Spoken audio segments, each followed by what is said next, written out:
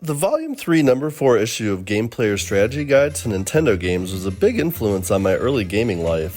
From it, I learned about games like Astyanax, Codename Viper, Castlevania 3, and Snake's Revenge, the sequel to Metal Gear. I really liked Metal Gear, so when I saw that there was a sequel coming out, I was super excited, and I immediately put the game on my early Christmas list. When I finally got to play the game Christmas morning, I wasn't disappointed at all. Snake's Revenge not only looked and sounded better than Metal Gear, it handled better. Plus, there weren't any translation issues like in the first game, since this was made specifically for North American audiences. When Snake's Revenge was first released, we didn't know that we were supposed to automatically hate it since Hideo Kojima wasn't involved with it, and thank goodness for that, because that Christmas morning is one of my favorite gaming memories. What are your memories of Snake's Revenge? Share them in the comments, and thanks for watching.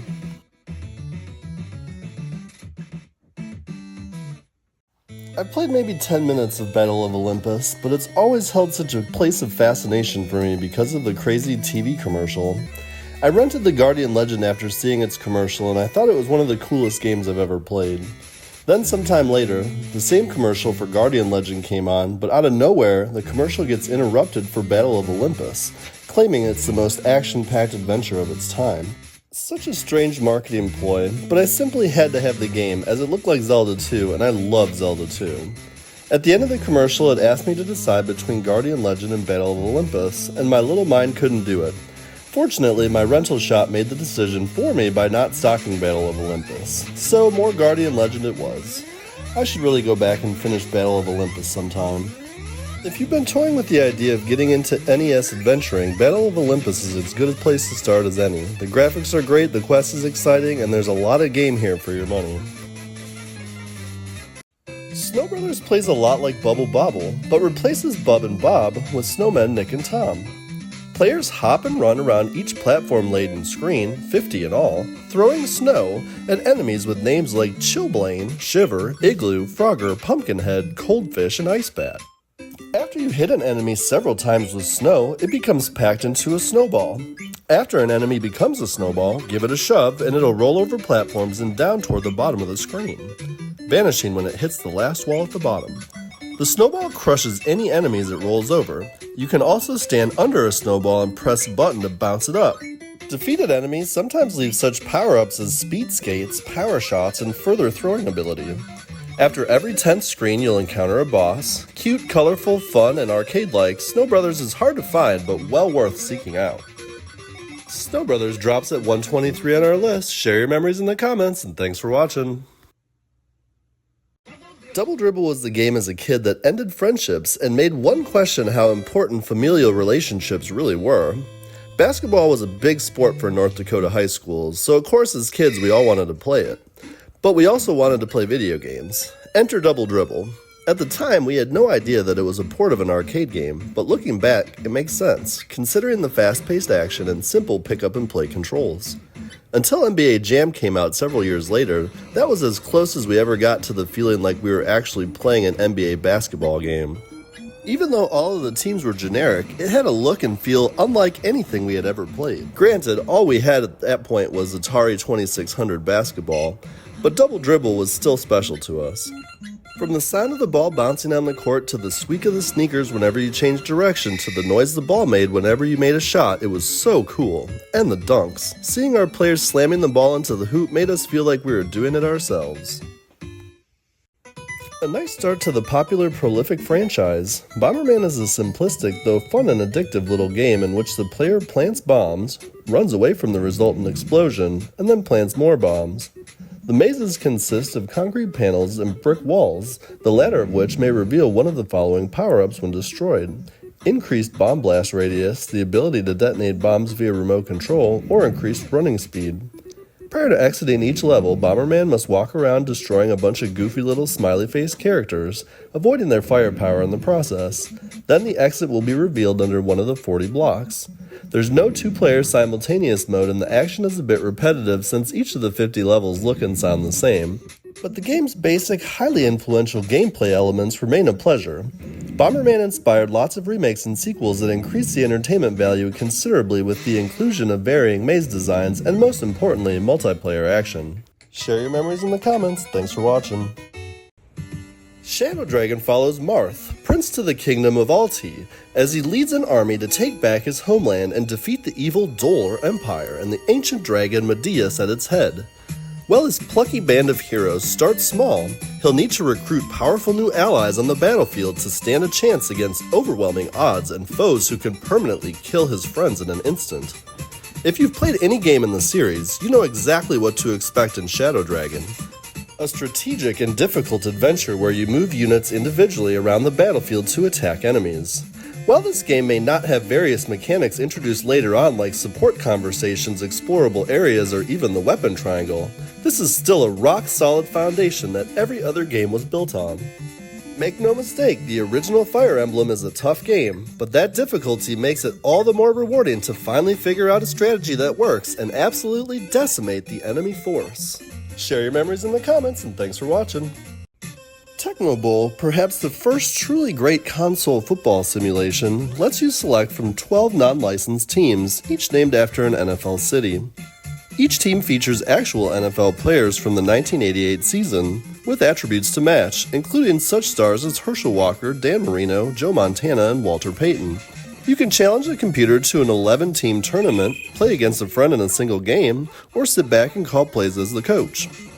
The game lacks a number of features such as fumbles, onside kicks, and touchbacks, but it offers fun, fast-paced action and detailed, nicely animated graphics. Controls are simple, and each of the teams has 4 different plays to run.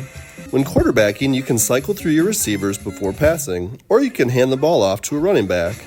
Then you control the ball carrier as he avoids defenders, running with the D-pad and breaking tackles by repeatedly pressing a button. A favorite among longtime NES fans, Tecmo Bowl remains a pop culture cornerstone, and it drops at 119 on our list. The arcade cabinet of Paperboy grabbed my attention because of the bicycle handlebar controller. I fell in love with the colorful graphics and over-the-top characters terrorizing the Paperboy. When the game hit the NES, I begged my dad for it, but we didn't have the money, so we rented it. I played it for hours the next day while my dad was at work, and when he returned home, he asked if he could give it a go. This is where my fun day turned to dread. My dad was strict about not letting me have friends over while he was at work, and if I broke that rule, it meant a major grounding. When he saw all the initials on the high score screen, his face turned red and his temples started twitching. He demanded to know who had been in the house. I told him those initials most likely belonged to the makers of the game, but he didn't believe me. I had to turn off the console and then back on again to prove to him that the initials were built in. He was satisfied with that. Thankfully, he didn't notice that my friend BJ's initials were on the screen before I reset the console, or there would have been hell to pay. Paperboy comes in at 118 on our list. Drop your memories in the comments. Thanks for watching. The Mad Emperor Garuda and his minions control New York City in the year 2029, and it's up to a pair of ninja warriors to save the day. After selecting Hayate Arcade, you must battle through 5 multi-stage levels, a seaport, underground sewers, rooftops to the city, air fortress, and a final fortress, using a katana as your main weapon. You will also climb, duck, dodge traps, grab poles, jump on moving platforms and over gaps, and more. The game lacks the cinematic cutscenes of such similar titles as Ninja Gaiden and The Wrath of the Black Manta, but it does offer 2-player simultaneous action a la Contra. Not much in way of originality going on here, but Shadow of the Ninja is a great, fast-action title with nice visuals and excellent gameplay. The backgrounds all look fantastic and remind me of Batman for NES. The bosses all look quite good as well, with some of them taking up the whole screen. The music sounds pretty awesome with some upbeat tunes and good sound effects. Although it contains just 4 relatively brief stages, Double Dragon is a terrific brawler that is fun to play time and time again. Gamers guide street tough Billy Lee as he punches and kicks ferocious karate masters, whip-wielding women, oil drum throwing bad guys and other enemies. He must also dodge falling stalactites, jump the occasional gap, and even do a little climbing and platforming. Throughout the game, new fighting techniques will be added to Billy's arsenal, including over-the-shoulder throws, spin kicks, pin attacks, and the ever-popular hair pull kick. In addition, Billy can pick up such dropped weapons as dynamite, knives, bats, and whips. The aforementioned RPG-like leveling up aspect is new to this port, but the game is missing the standard main game 2-player simultaneous mode from Tato's 87 coin-op classic, and certain levels have been redesigned. Double Dragon falls at 116 on our list. What are your memories of Double Dragon? Drop them in the comments. Thanks for watching. My love of hockey games began on the NES with ice hockey. From passing, shooting, fighting, and energy, it had it all. It also trained me to be the gamer I am today. You see, my dad was a skilled gamer. He used to kick my butt in ice hockey just about every night. It didn't matter what combinations of players I used. All enforcers, all snipers, all danglers. He owned me. But I kept coming back for more. Easily a year went by without me garnering a win, but I'll never forget the night I squeezed out a hard-fought 4-3 victory. He was pissed. After it was all over, he smiled and hugged me, but I knew what I had done. I went to school the next day and drew a picture of one of the sprites from the game and wrote, "I finally beat Dad." It was like a paper version of the Stanley Cup for me. I had finally done it. Everyone in my family thought it was hilarious. It was on the fridge later that day, but mysteriously disappeared the next morning. My dad's reign was over. Ice hockey drops in at 115 on our list. Share your memories in the comments. Thanks for watching. I have a love-hate relationship with Fester's Quest. Growing up, I was a big Addams Family fan, and I loved the movie, so when there were games coming out on the NES, I was eager to try them. Seeing Uncle Fester's big, bald blue head on the box art enticed me. Nintendo Power covering the game in depth made me want to play it even more. Sunsoft makes a lot of quality NES games, but Fester's Quest is in a league of its own. The game is difficult, especially during the 3D dungeon crawler sections. In fact, the challenge is unfair at times, but it's the beauty of the game's flaws that make it a cult classic for many NES fans. In fact, it's one of the most requested games for me to play on my retro live streams on my YouTube channel. I guess my audience enjoys watching me be tortured for their entertainment. Two viewpoints are featured, overhead and first-person maze. There's a lot of shooting, so the manual recommends playing the game with the turbo rapid-fire joystick. Share your memories in the comments, and thanks for watching.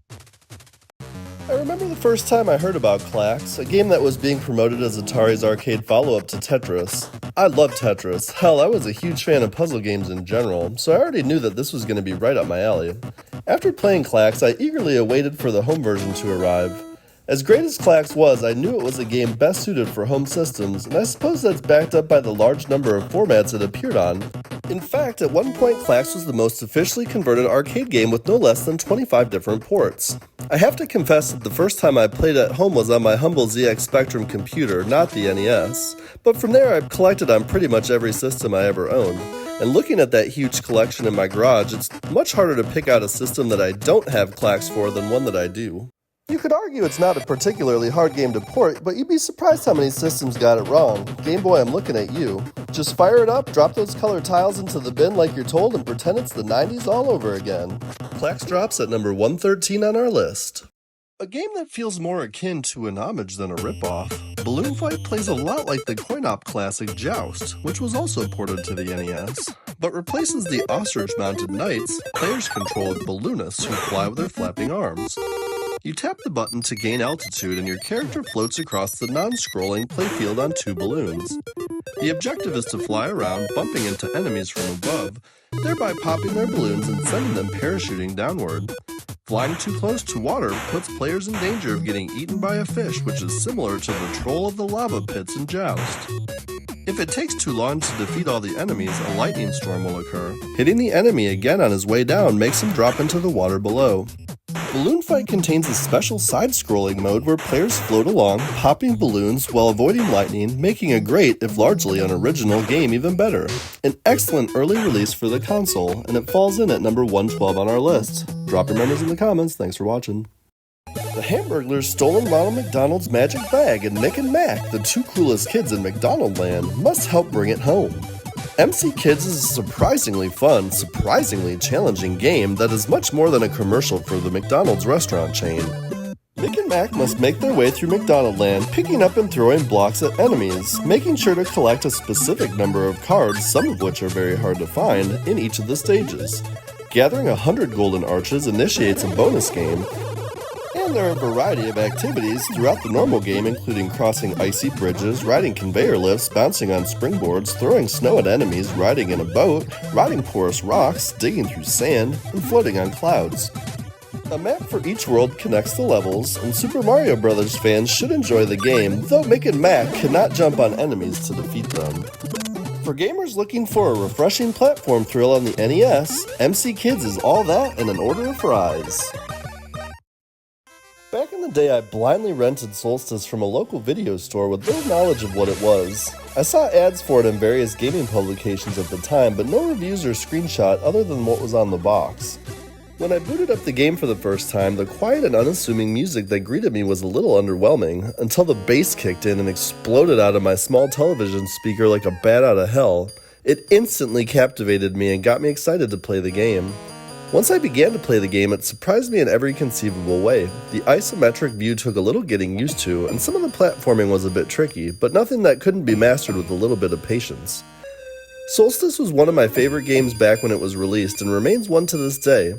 Most of all, it stands as a reminder of the days when the video store was our Xbox Live or Nintendo eShop, the days when renting a game was a gamble with your money, when you take a chance on one game with the expectation that it would be garbage like the 10 you'd rented before, but instead found a favorite that would stick with you for the rest of your life. When TMNT 3 was released in 1992, I wasn't sure how badly I wanted to play it, since I felt a bit let down by the second game. My friend Brian got the game and I borrowed it from him with low expectations, and after playing for a while, I found myself enjoying the game much more than I had expected. Everything looked and sounded great, and it played extremely well. Best of all was that each of the turtles had its own special moves. The one thing I didn't like about the original arcade, and something that always bothered me about TMNT 2, is that it didn't feel like it mattered which turtle you picked because they all played roughly the same. Here you at least had to factor in different strategies in picking which turtle to control. Not having anything to live up to also helped me with assessment of TMNT 3, since I wasn't comparing it to the superior version from the arcades. I recently played the game through to the end for the first time in well over 15 years, and I feel the same about it now as I did then. Playing something that fun that also brings back a flood of joyful memories is why I love retro gaming. If this game had come out now, people would complain and say it's just a DLC to the first game, which is really what it is. Frankly, I don't care though. The puzzles are unique enough that it doesn't matter how well you did in the first game. Some puzzles are downright impossible. They even brought some classic puzzles back from the first game and turned up the difficulty dial. Some people might be turned off by the fact that it's practically a remake of the first game, but it still holds its own. This game's more of an expansion than a sequel, really. There's no new gameplay mechanics at all. The only changes are slightly different graphics for a few monsters, new and obviously harder puzzles, and the fact that the game had an actual boss battle at the end this time. Professional players can enter passwords PROA, PRO, PROC, and PROD to access 4 Pro levels. If you thought you were great at solving puzzles, these 4 will make you rethink that. Adventures of Lolo 2 drops in at number 108 on our list. Share your memories in the comments, and thanks for watching. Shatterhand is one of those games that's easy to overlook. It hit North America in December of 1991, which for those of us keeping track at home was 3 months after the release of the Super Nintendo. So many of those late NES releases were ignored for the newer, more powerful console releases, which is a shame because there are some real gems out there like Shatterhand. I picked this up on the cheap from KB Toys in my local mall as they were blowing out NES games. The cover was generic and absolutely early 90s in design, but the idea of running through levels punching dudes appealed to me. I'm easy to please. The game is so much more than just punching guys though. I found a surprising amount of depth with the Robot Sentinel that you can earn through various combinations of power-ups on each stage. If you made the same combo of power-ups, you become the robot. The game made me keep notes and I love that. If you've never played it, give it a shot.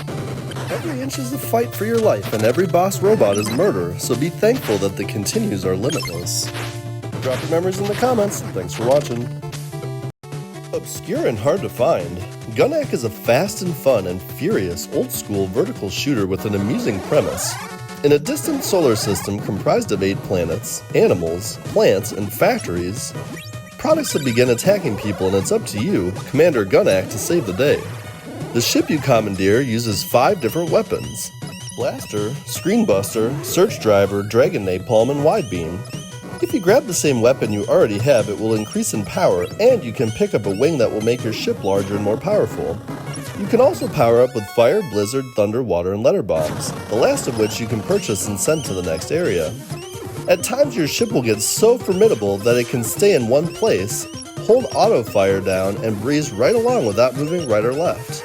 However, the difficulty level and speed does increase significantly beginning on Planet 3. Gunnak falls at number 106 on our list. Share your memories in the comments, and thanks for watching. Lode Runner is based on Irem's 1984 arcade game, which itself is based on 1983's computer classic. The game has players guiding a galactic commando up and down ladders, over brick platforms, and across ropes while collecting gold and dodging enemy robots. After collecting all the gold, players should climb a ladder to the top of the screen to exit to the next level.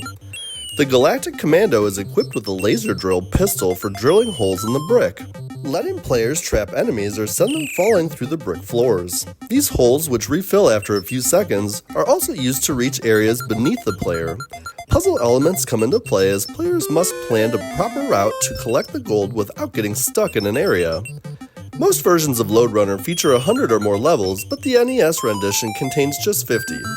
Smooth controls and classic challenges make this game loads of fun, and it falls at number 105 on our list. Share your memories in the comments. Thanks for watching.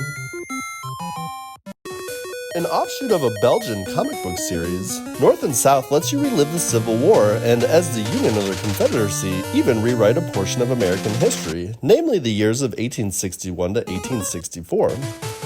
In this fairly simplistic game, at least relative to the genre, you direct your troops strategically from state to state around a map of the eastern US so they can capture as many unoccupied or enemy towns as possible.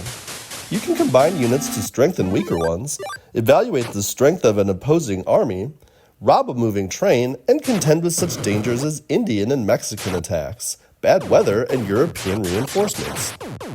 Battle scenes take place via an overhead perspective, making the horses, soldiers, bridges, houses, and trees look very small. The action is lighthearted in tone and appearance despite the wartime theme, and games can easily last under 20 minutes. North and South drops in at 104 on our list. Share your memories in the comments, and thanks for watching. Viewed from a top-down perspective, Kickle Cubicle is a charming maze puzzler starring a baby-faced fellow who walks around frozen fantasy lands rescuing innocents trapped in dream bags. Yes, I said trapped in dream bags.